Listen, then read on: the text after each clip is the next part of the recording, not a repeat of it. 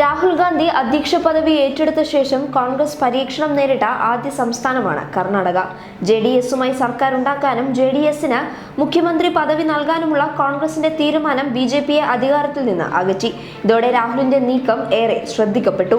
ലോക്സഭാ തെരഞ്ഞെടുപ്പിലും കോൺഗ്രസ് JDS സഖ്യമാണ് BJP-യെ നേരിടുന്നത്. Seat വിഭജനത്തെ ചൊല്ലിയുള്ള വിവാദം ഏറെ നീണ്ടെങ്കിലും കോൺഗ്രസ് JDS സഖ്യത്തിന് തന്നെയാണ് മുൻതൂക്കം കൽപ്പിക്കുന്നത്. ഏറ്റവും പുതിയ അഭിപ്രായ സർവേയിൽ കർണാടക കോൺഗ്രസ് സഖ്യം തൂത്തുവാരുമെന്നും BJP-ക്ക് സീറ്റുകൾ നഷ്ടമാകുമെന്നാണ് വ്യക്തമാക്കുന്നത്. 2014 ലോക്സഭാ തെരഞ്ഞെടുപ്പിൽ ദക്ഷിണേന്ത്യയിൽ BJP-ക്ക് ഏറെ സഹായകമായത് കർണാടകയായിരുന്നു. എന്നാൽ ഇത്തവണ കർണാടകയിൽ BJP പിന്നോട്ടടിക്കുമെന്ന് പോൾ ഐസ് നടത്തിയ സർവേയിൽ പറയുന്നു. കോൺഗ്രസ് സഖ്യമാണ് മുന്നേറ്റം കാഴ്ചവെക്കുക. ദക്ഷിണേന്ത്യയിൽ BJP അധികാരത്തിലെത്തിയ ആദ്യ സംസ്ഥാനമാണ് കർണാടക. BJP-ക്ക് സ്വാധീനമുള്ള ഒട്ടേറെ പ്രദേശങ്ങൾ കർണാടകയിലുണ്ട്. എന്നാൽ ഇത്തവണ ലോക്സഭാ തെരഞ്ഞെടുപ്പിൽ BJP-ക്ക് പഴയ തിളക്കമുണ്ടാകില്ല എന്നാണ് സർവേ പറയുന്നത്. 28 ലോക്സഭാ സീറ്റുകളാണ് കർണാടകയിൽ. കഴിഞ്ഞ തെരഞ്ഞെടുപ്പിൽ BJP 17 സീറ്റിൽ ജയിച്ചിരുന്നു. കോൺഗ്രസ് 9 സീറ്റിലും JDS 2 സീറ്റിലും ജയിച്ചു. അന്ന് JDS കോൺഗ്രസ് സഖ്യമുണ്ടായിരുന്നില്ല. ഇത്തവണ കോൺഗ്രസ് സഖ്യം 17 സീറ്റുകൾ നേടുമെന്നാണ് പോളൈ സർവേയിൽ വ്യക്തമാക്കുന്നത്. BJP-യുടെ 6 സീറ്റുകൾ സഖ്യം പിടിച്ചെടുക്കും.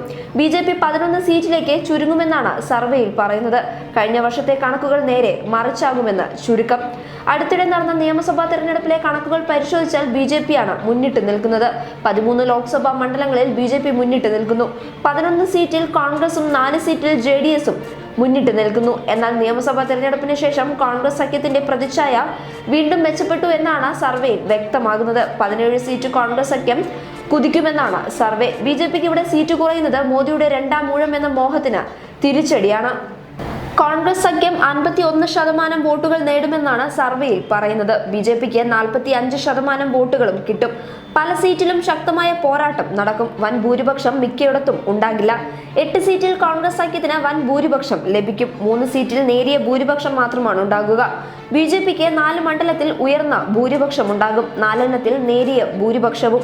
ബാക്കി വരുന്ന 9 സീറ്റുകളിലെ വിജയവും പരാജയവും പ്രവചിക്കാൻ സാധിക്കാത്ത സാഹചര്യമാണുള്ളത്. എങ്കിലും അനുകൂല ഘടകങ്ങൾ കോൺഗ്രസ് സഖ്യത്തിനൊപ്പമാണ്. ഈ സീറ്റുകളിൽ 3% വോട്ടിന്റെ ഭൂരിപക്ഷത്തിനാകും ജയങ്ങൾ രേഖപ്പെടുത്തുക എന്നും സർവേയിൽ പറയുന്നു. News desk public Kerala.